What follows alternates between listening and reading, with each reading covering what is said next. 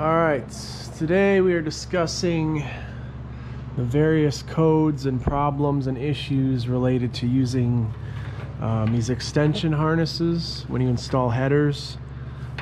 Also going to discuss the OEM Denso oxygen sensors versus aftermarket, or I'll just leave it at aftermarket. So a big issue that I've seen quite a bit is that you need these extension harnesses to basically extend the O2 sensor into the headers.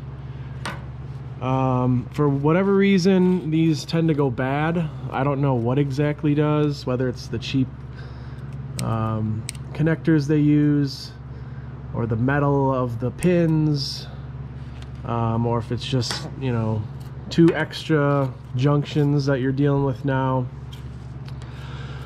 I actually had an issue a few months ago where the car wouldn't even drive and wouldn't even start until I removed, I think it was the passenger side, and then I just installed the oxygen sensor direct. The other issue, so you'll get there's a lot of codes, and I'll list them in the video on what will happen with these. The other thing, I was running NTK or NGK oxygen sensors for the past almost 2 years without issue. But I had removed these extensions, and I'm still having a strange, like, phantom knock issue from a stop. So from a stop and you kind of roll into the gas, I have an issue where knock will just the knock feedback will just kind of rise and go up, and obviously there is no knock. So I don't even know if this is going to fix the issue, but I'm going from NTK back to the Denso. A lot of people say Denso's the only way to go on these because they're just so finicky. The part number was different between the years, so make sure you order by VIN and from a reputable source. Obviously not a Chinese knockoff of, you know, the branding. They're about $200 a piece with a dealer discount. So finally, the other thing I had to do, these were too short.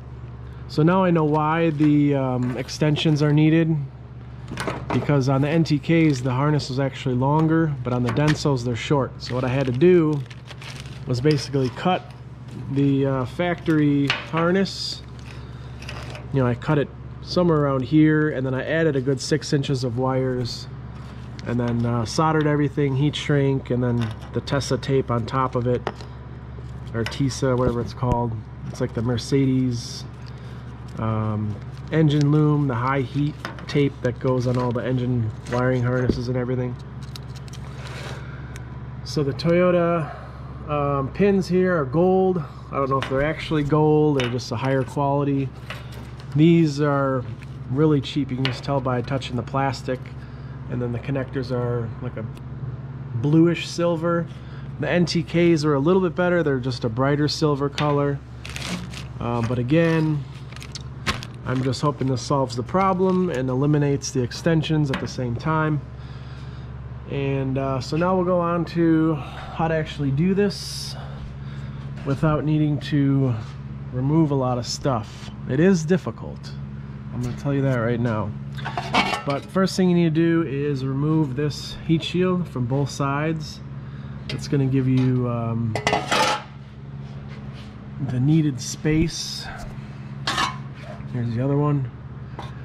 The needed space to get your hand up in there and do everything. The other problem is if you have big arms or big hands, this might be a problem. I mean, my hands are relatively small. I mean, they're not huge or anything, but I don't even know if you'll be able to see in there.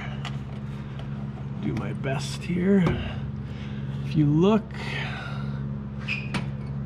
let's see.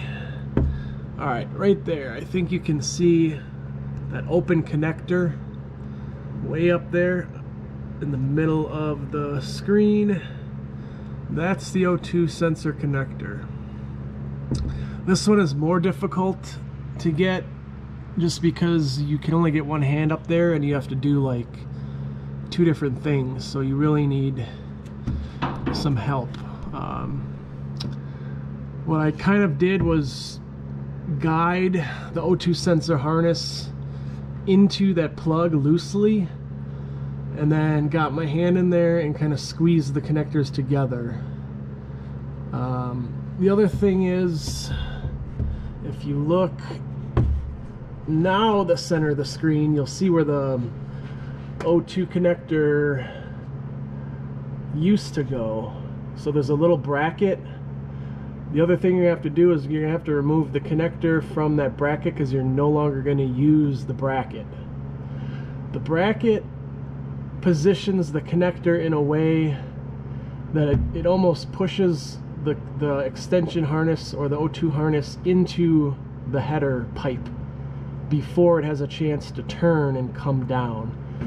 So I used a long pry bar and basically just popped the connector off of that bracket, and I shoved it kind of way back in the transmission tunnel, away from any heat and away from any possible way that it could get damaged. And once it's there, then you're good. You can just kind of snake it down and then plug it into the plug right, the hole, the bung right there. So driver's side's a little bit easier. There's a little bit more room to work. But same thing, you'll see that little yellow colored plug. That is the O2 sensor plug hanging there. This one's a lot easier actually to clip into place.